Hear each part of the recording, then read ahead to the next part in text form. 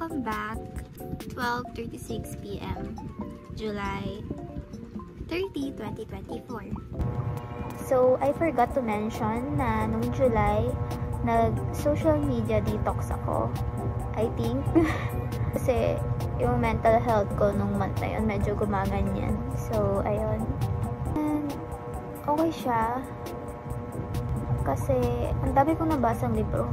Ewan ko, naapektuhan na ako masyado ng mga nakikita ko sa social media. Like, hindi siya healthy.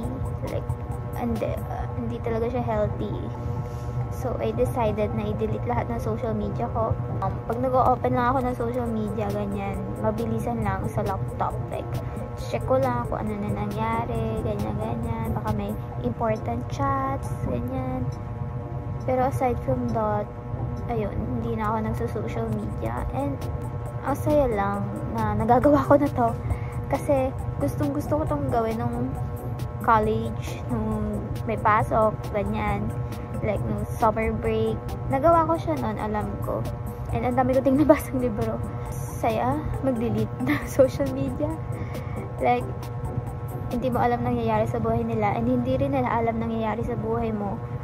So, ayun. Whatever the class was I graduated for 9 months. I got a confession to make. Every time you fell asleep, I went to the school hip hop.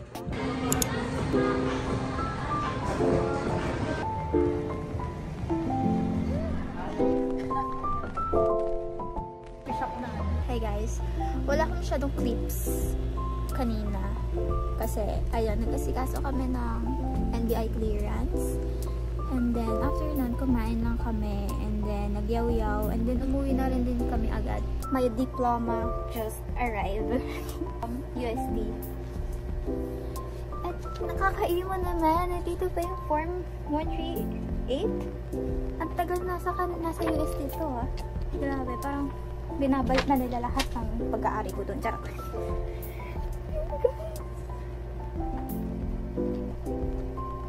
Grabe, nakakaiman naman to. Nakakamiss USD. Oh my gosh, yung transcript of your records. 4 years worth of paghihirap. Like, grabe. Ang dami kong iniyak dito. Oh my gosh, nakakasad. Nakakaiwan naman to. Like, pinabalik na sa kanila ng USD. I finally got that degree. Merong nagkukulit. Ito niya nakapatong pa siya sa hita ko. This is churro, my loves. It's me, churro. Ngayon ka lang uli umakyat, ha? Diba?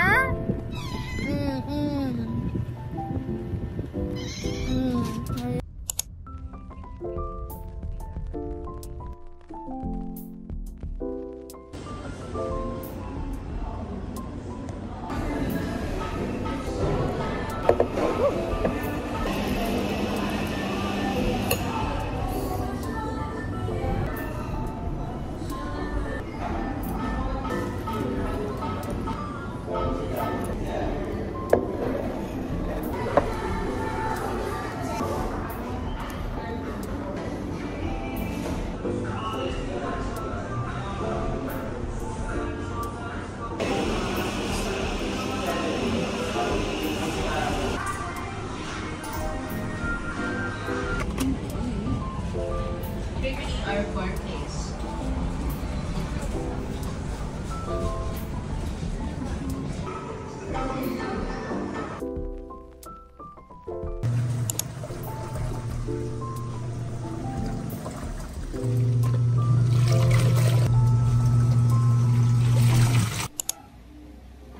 Hi guys, it's 9:20 AM. Alas ka. Hindi, kanina pa ako gising. 7 AM. Pero nanood kasi ako ng One Tree Hill. Gagawa na ako ng house chores. And wala pa akong hilamos, toothbrush, and lahat. Tingnan niyo. Ano to? Ba't namumula? Parang may kumagat. Ako lang mag-isa ngayon sa bahay kasi wala si nanay at tatay. And then, nasa work yung iba. And then, yung pinsan ko papasok mamaya sa school. Kukunin ko na yung mga sinampay kahapon. I-fold ko na. And then, ilalagay ko na sa cabinet. And then, Ito ako na kakainin ko. Okay, hindi ko alam kung anong uulamin ko. Nakita ko sayote dito. So, baka yun na lang yung ulamin ko. Ginisang sayote. Yan. Sorry, nanay, pero gagamitin ko yung sayote mo. Pag hinanap ko ni nanay, I'm so sorry. Naluto ko na, nanay. Pag mo. Kasi ayoko nang bumili ng mga processed food like hotdog, corned beef. Yan, mga ganyan.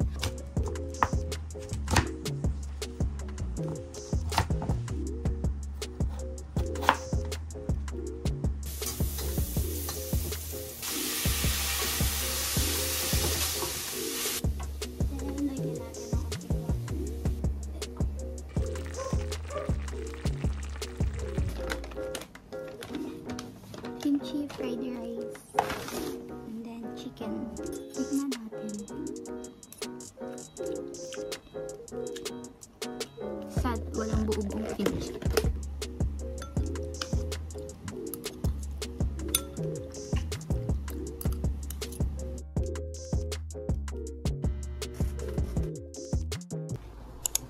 Ay, kakaligo ko lang and later magluluto na ako ng lunch namin. Anyway, I got our order already. Croissant, our favorite, and then coffee. 12 na. Ngayon pa lang kami magko-coffee.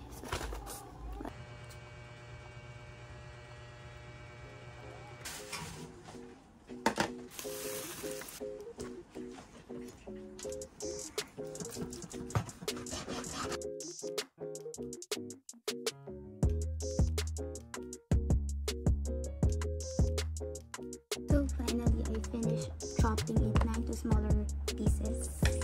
Ayan yung ingredients. Nestle cream, all-purpose cream, and then oyster sauce, garlic and onion, and mga spices.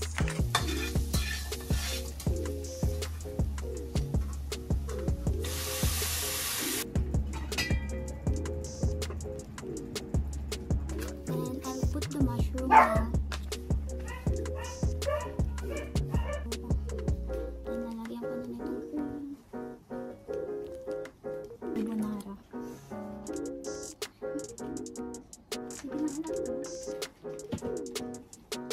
Then, nalagyan ko siya ng chili. Atong chili na to, gawa ni nanay. And then, nalagyan ko rin ito. Para mas fun, you know. Kaya magiging Bicol Express. Hindi pwedeng all out sa chili sauce kasi yung pinsan ko baka hindi na makain. Ganito. Masyado ba madami? Hindi ko hindi naman kalasa sobrang dami. Hindi pa siguro.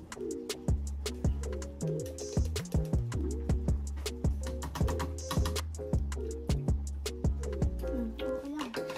Nagdagdag pa ako ng isang sili. Kasi sanay akong kumain na maanghang yung pagkain. Like, girl, lahat na ata nilagyan ko ng maanghang. Kahit ketchup, nilalagyan ko ng chili oil. Nag-iba ng kulay, no? Pero ayan, I don't know what to call it. Basta ayan yun. Get our food na. Sorry, hindi pantay yung camera.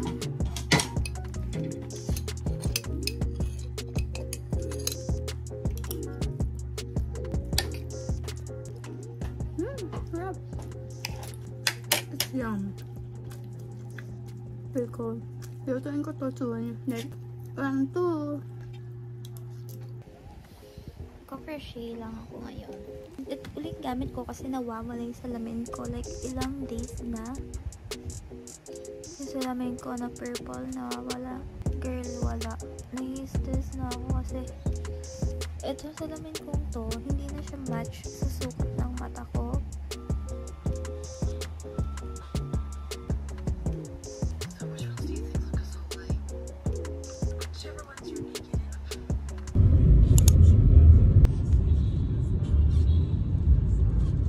Haba na ng choco ko.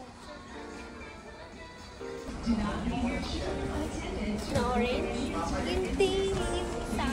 Wala ko tayo clover. Ayun, clover na lang. Wala na bang toothpaste? Ayun.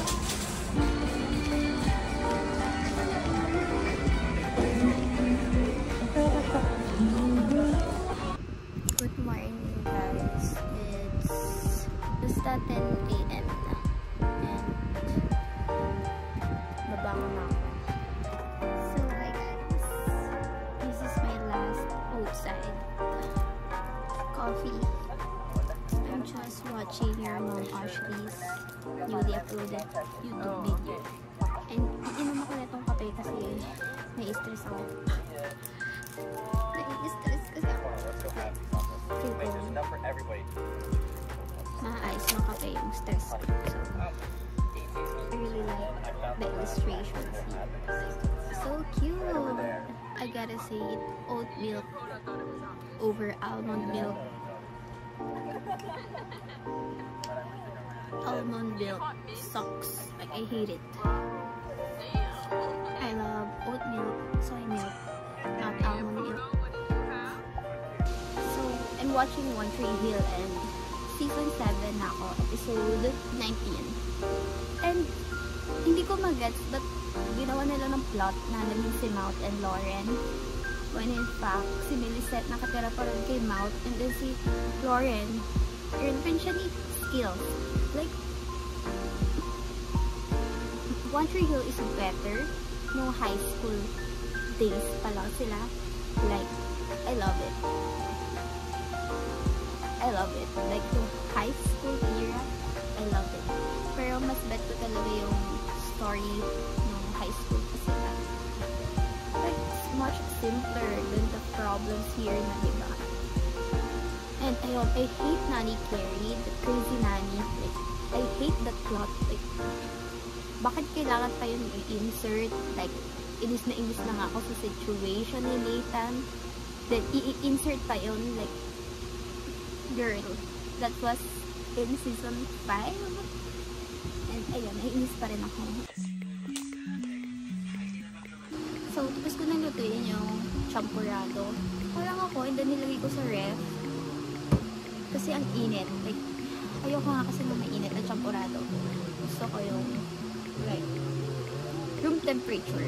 Like, sakto lang. But, ngayon, kukunin ko siya siguro in 5 minutes. Ano, 3:20. So, 3:25, kukunin ko siya sa freezer.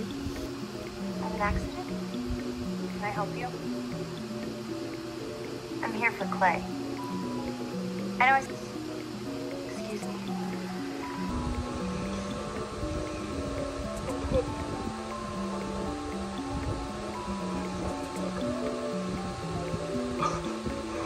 Hi guys! Welcome to another vlog. So today, pupunta ako sa yarn store na malapit sa amin. Like, isang jeep lang siya sa amin. And bibili ako ng ilang yarns kasi meron akong order. So, una kong binili yung yarn.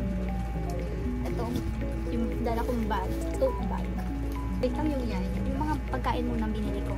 So, bumili ako nito. Dapat, hindi ko alam, naririnig dapat. Okay. Bumili ako nito. Dapat matcha yung bibilin ko. Kaso, sobrang konti na lang ng matcha. So, sabi ko, halos parang bubbles na lang yung natira doon. So, sabi ko, baka hindi worth it. Like, baka puro bubbles lang mainom ko. So, bumili ako ng katabi niya, which is grape coolers ang tawag. And, ito siya.